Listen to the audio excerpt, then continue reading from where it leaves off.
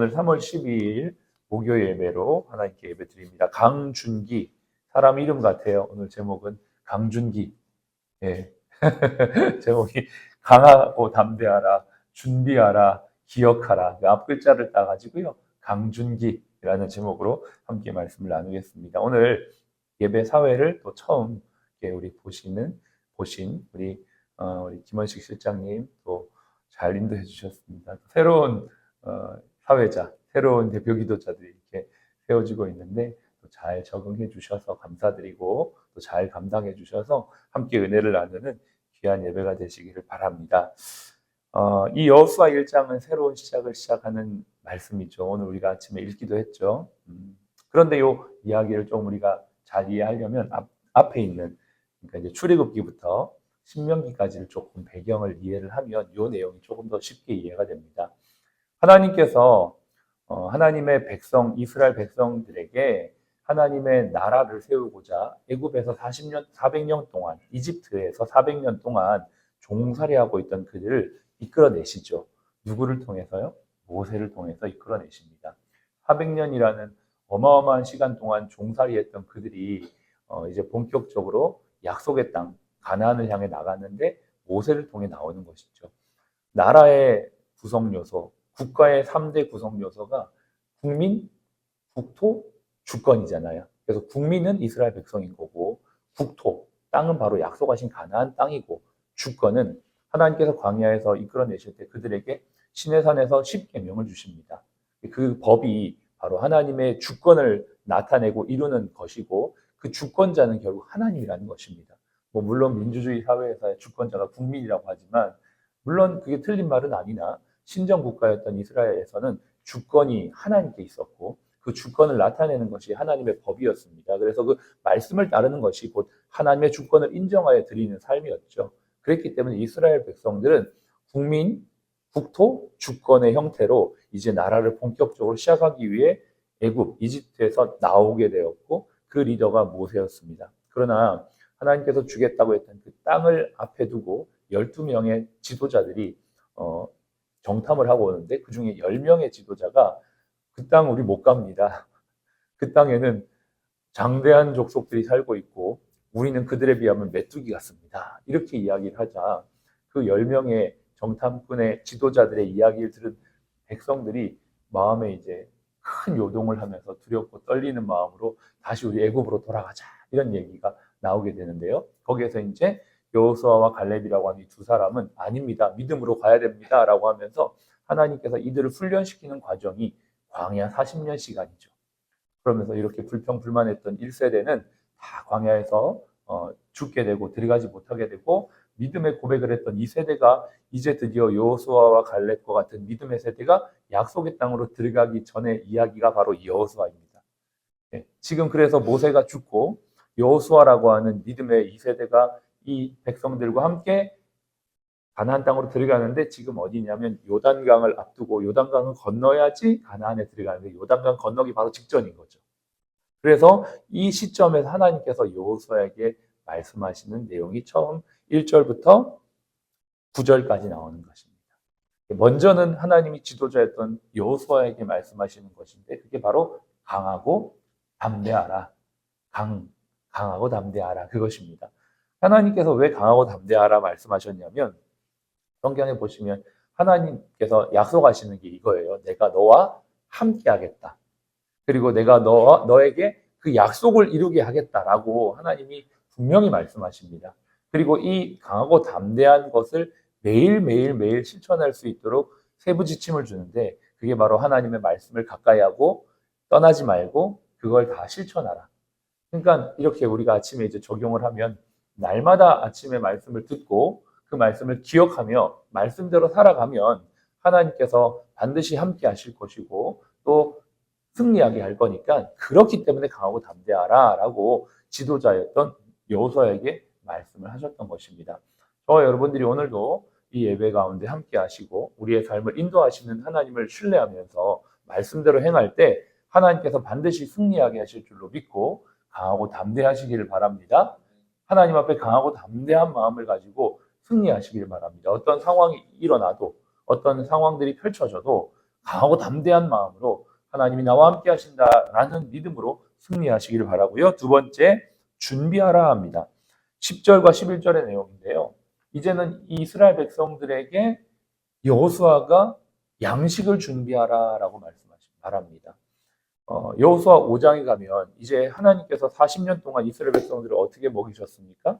만나와 메추라기로 먹이셨는데 가나안 땅, 약속의 땅에 딱 들어가면서 딱 그 땅의 소출을 먹는 순간부터 만나가 떨어져요. 이제는 그 땅의 것으로 먹게 하시는 거예요. 그렇기 때문에 이제 만나가 멈출 것이기 때문에 양식을 준비하여서 그 모든 일들이 일어날 것들을 대비하라라는 것이죠. 신앙은요, 그냥 막연한 긍정론이나 낙관론이 아닙니다. 기도하면 다 되지.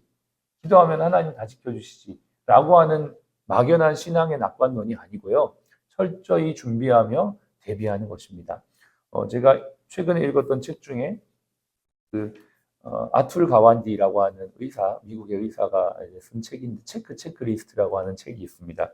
그 책에 보면 이제 의사니까 이제 자기의 어떤 이야기들을 쭉 펼쳐내는데 수술실에서 무엇을 해야 할지 아는 사람들이 때로는 무언가를 놓치거나 무언가를 실수해서 실수하지 않아야 되는 일들을 실수하는 경우들을 많이 봅니다. 그러면서 이제 매일 하는 루틴 업무이기 때문에 내가 다 안다고 생각하고 잘할 수 있다라고 생각하는데 그것에 대한 오류가 있는 거죠. 그래서 실수가 거기서 생긴다는 것입니다. 그래서 매일 하는 것들을 체크리스트를 쭉 써가지고 매일매일 그것들을 알지만 체크하게 했더니 이러한 결과가 나왔대요. 그거를 8개 대형 병원에서 수술실에서 실행을 해봤더니 합병증 발병률은 36%가 줄었고 사망률은 47%가 줄었고 감염은 절반으로 줄었고 고난이도 수술로 인한 합병증 발병이 435건에서 277건으로 줄었고 덕분에 150명의 손상을 면했고 27명이 죽음을 면했고 수술 후에 재수술하는 환자 수가 4분의 1로 줄었다는 것이죠. 실질적 데이터를 가지고 말하는 겁니다. 그러니까 우리가 다 안다라고 생각하는 것들을 우리는 실수하는 경우가 많다는 것이죠.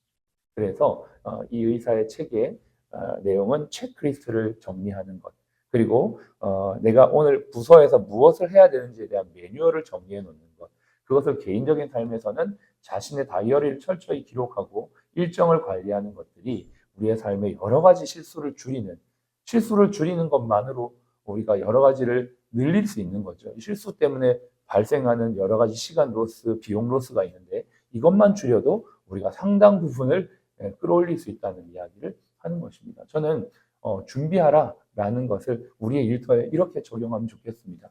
각 부서의 리더십들이 체크리스트를 정리하시고 우리 부서가 업무를 해야 되는 일들을 쭉 정리한 다음에 월별로, 주별로, 일별로 해야 될 체크리스트를 한번 정리해 보시면 좋겠어요.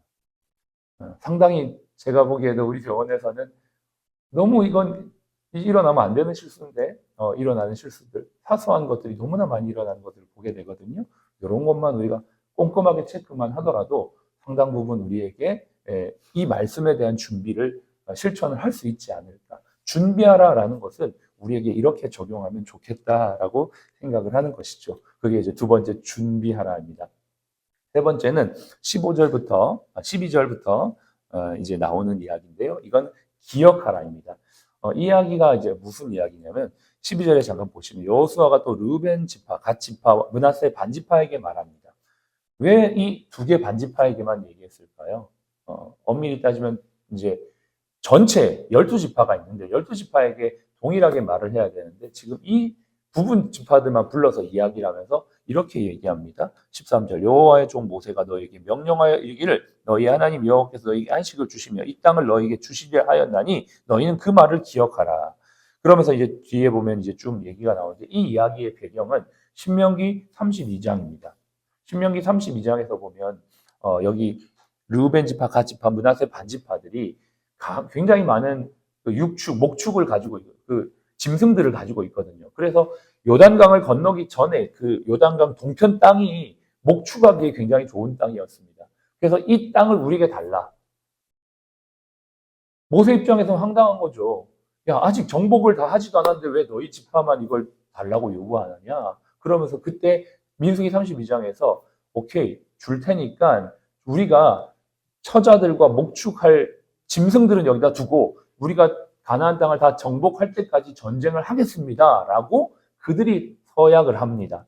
그 말을 기억하라는 것이죠. 왜요? 모세라는 리더십이 바뀌었고 여호수아가 새롭게 왔으니까 이런 마음이 들 수 있는 겁니다. 아, 이제 우리는 이미 이 땅을 얻었으니까 안주하는 마음, 안일한 마음, 우리는 전쟁에 안 나가도 된다라는 마음이 생길 수 있기 때문에 그 리더십들에게 불러서 따로 이야기하면서 그런 마음을 갖지 말라, 안주하는 마음을 갖지 말라라고 말하면서 그 약속을 기억하라라고 하는 것입니다. 이 말씀을 우리에게 삶에 이렇게 적용할 수 있겠죠. 우리 중에 어떤 분들은 내 부서의 일들이 잘 되어지는 분들도 계시고 업무가 다 끝난 분들도 있을 것입니다. 그러나 모세가 이 두 지파 반 지파의 리더들을 불러서 기억하라라고 하는 것은 아직 우리가 해야 될 일이 끝나지 않았고 우리는 공동체이기 때문에 함께 이 일을 완수해야 된다라는 것을 말하면서 개인주의나 안일주의를 조심하기 위해서 기억하라는 말씀을 한 것입니다.